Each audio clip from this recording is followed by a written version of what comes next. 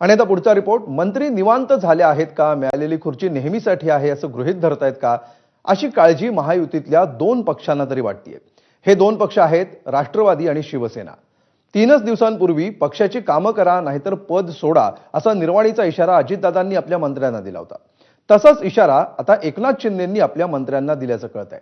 पक्ष संघटनेची चिंता नाही, जनता दरबार घेत नाहीत अशा अकार्यक्षम मंत्र्यांवर शिंदेंनी नाराजी व्यक्त केली आहे. काय घडलंय पाहूया.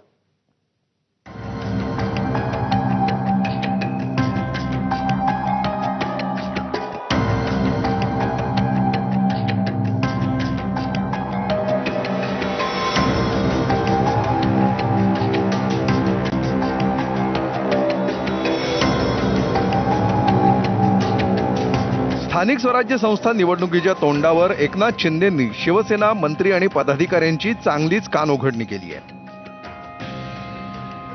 पालिका निवडणुका डोळ्यासमोर ठेवून शिंदेंनी आपल्या मंत्र्यांवर आणि आमदारांवर विशेष जबाबदारी सोपवली होती. मात्र बरेच नागरिक आपली गारहाणी थेट शिंदेंकडे घेऊन येणं सुरूच आहे. जबाबदारी सोपवलेले मंत्री नीट काम करत नाहीत असा अर्थ निघत असल्यानं शिंदेंनी नाराजी व्यक्त केली. काही दिवसांपूर्वी मंत्र्यांसोबतच्या बैठकीत या मुद्द्यावरून त्यांनी मंत्र्यांना इशारा दिला. मंत्र्यांची प्रशासकीय कामाची पद्धत आणि पक्ष संघटनेकडे होणारं दुर्लक्ष यावरून शिंदेंनी संताप व्यक्त केल्याचं कळतंय. शिंदे काय म्हणाले पाहूया. मंत्र्यांची प्रशासकीय कामाची पद्धत आणि पक्ष संघटनेकडे होणारं दुर्लक्ष. जनता दरबार घेण्याच्या सूचना देऊनही वारंवार होणारं दुर्लक्ष. कॅबिनेट नंतर मतदारसंघामध्ये पळ काढणाऱ्यांना त्यांनी तंबी दिली. पक्षवाढीबाबत अनेक मंत्री कार्यरत नसल्याची तक्रारही केली. जनतेचे प्रश्न सोडवा अन्यथा विचार करावा लागेल असा गर्भित इशाराही दिला.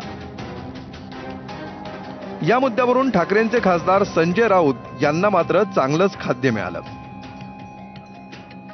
त्यांनी एकनाथ शिंदेंनाच कानपिचक्या दिल्या. ठाकरेंच्या शिवसेनेप्रमाणेच महाविकास आघाडीतील काँग्रेसनंही शिंदेंवर टीका करण्याची संधी साधली. म्हणून या सरकारमधले कोणीच ग्राउंडवर नाही आहे आणि त्याच्यामुळे आज महाराष्ट्रामधला तरुण आत्महत्या करतोय, या महाराष्ट्रातला शेतकरी आत्महत्या करतोय. जाती जातीमध्ये या राज्यामध्ये भांडणं लावून दिली गेलेली आहेत. अशा पद्धतीचं स्टेटमेंट केलं की लोकांना बरं वाटावं अशा पद्धतीचा प्रयत्न भाजपही करते, शिवसेनाही करते आणि अजित पवारची राष्ट्रवादी करते आहे. पालकमंत्री म्हणून काम करायचं नसेल तर मंत्रिपद सोडा असा इशारा अजित पवारांनी राष्ट्रवादीच्या चिंतन शिबिरात मंत्र्यांना दिला होता. त्यानंतर आता एकनाथ शिंदेनेही आपल्या मंत्र्यांना झापलं.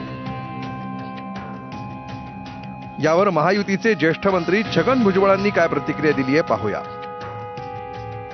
सगळ्याच पक्षामध्ये काही जे आहेत आमदार किंवा काही मंत्री त्या अशा रीतीने वागत असतील, पण या सगळ्यांसाठीच तो संदेश आहे असं मला वाटतं की त्यांनी आपापले मतदारसंघ सांभाळले पाहिजे, जिल्हा सांभाळला पाहिजे, इतर काही सामाजिक काम असेल ते सुद्धा सांभाळलं पाहिजे. आणि ते म्हणतात त्याप्रमाणे मंत्रालयाच्या पलीकडे जाऊन जे आहे सामान्य लोकांमध्ये जे आहे मिसळून त्यांचा संपर्क ठेवला पाहिजे. पक्ष आहे म्हणून आपण आहोत. जनतेचे प्रश्न सोडवले जाणार नसतील तर त्या संदर्भात विचार करावा लागेल असा दम शिंदेंनी भरला.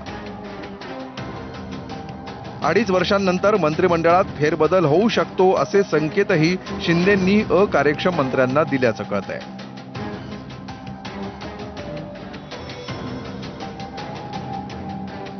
स्थानिक स्वराज्य संस्थांच्या निवडणुका आणि पालिका निवडणुका डोळ्यासमोर ठेवून एकनाथ शिंदेंनी मंत्र्यांच्या बैठकीत विविध जिल्ह्यांच्या जबाबदाऱ्या या मंत्र्यांवरती दिलेल्या आहेत.